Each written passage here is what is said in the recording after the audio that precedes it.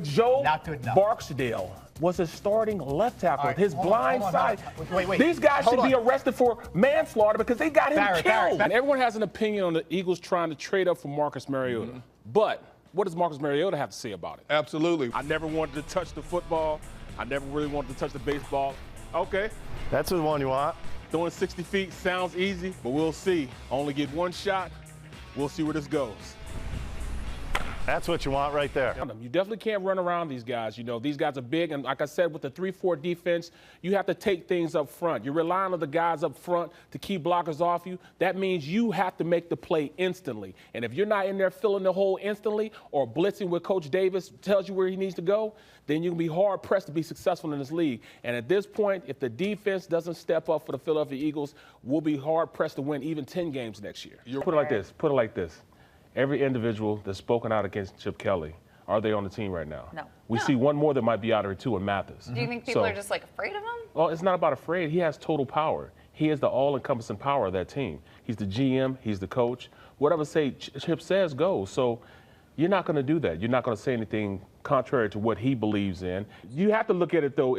Players that are contrary to the culture of what he wants in that team, whether they're good athletes or not, are not probably welcome in the locker room at this point because they're leaving faster than they're coming in. You don't see there's a legitimacy to that?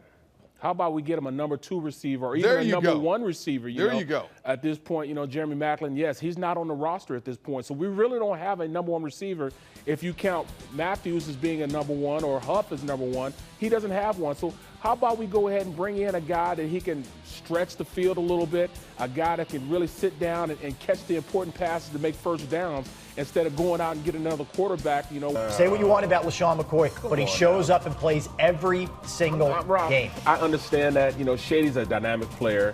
Murray's a player that's customized for the system that he's in. When he was in Dallas, they were a zone blocking team. He fit that scheme perfectly. Well, the same thing counts here in Philadelphia. They're a zone blocking team. I'm not going to call it one-step cut. Let's get out of that one-step cut, everybody. Let's call it track blocking. They have to stay on track with the offensive line. Everybody has to move in concert. He gets the ball, he takes it down the track, and once he sees that hole, he's going to hit it right up through. Boom. That's when that one-step cut comes in. He's the guy that's going to get the 3 yards, the 5 yards, the 5 yards, and that's a first down. That means the change of movement. That means the Chip Kelly system is in place. Is it possible Mariota could slip all the way down to number 7? It is possible, especially since nobody knows if he's going to throw or not at the combine.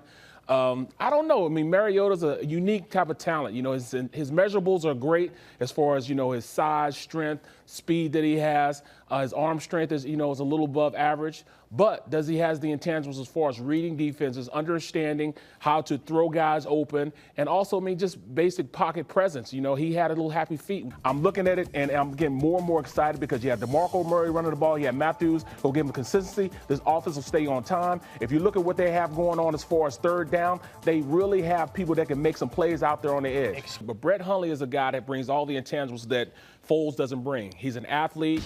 They pretty much the same arm. He runs very well. He takes command. He probably takes command of the huddle a little better than Foles does. His measurables, he's only 6'3", you know, Foles being 6'5", about 225, 226. He's pretty good in that aspect as far as his measurables, but he tends to hold the ball a little bit. He got sacked like, you know, maybe 38 times last year. And plus, he beat my Kansas State Wildcats in the Alamo Bowl this year. So, you know, I still got a chip on my shoulder for that. From the viewpoint of what Wisenhunt was trying to do, he was trying to get the most bang for the buck. Yeah. He understands, and you know, Marcus Mariota is actually a guy that can play drop back quarterback if given an opportunity. He'll be able to adapt to his system, but he's just not a Wisenhunt type of guy. You know, I played for Wisenhunt, and he wants the more traditional drop back quarterback. I guess he sees something in Marcus Mariota that we haven't seen, and I guess Chip Kelly hasn't seen.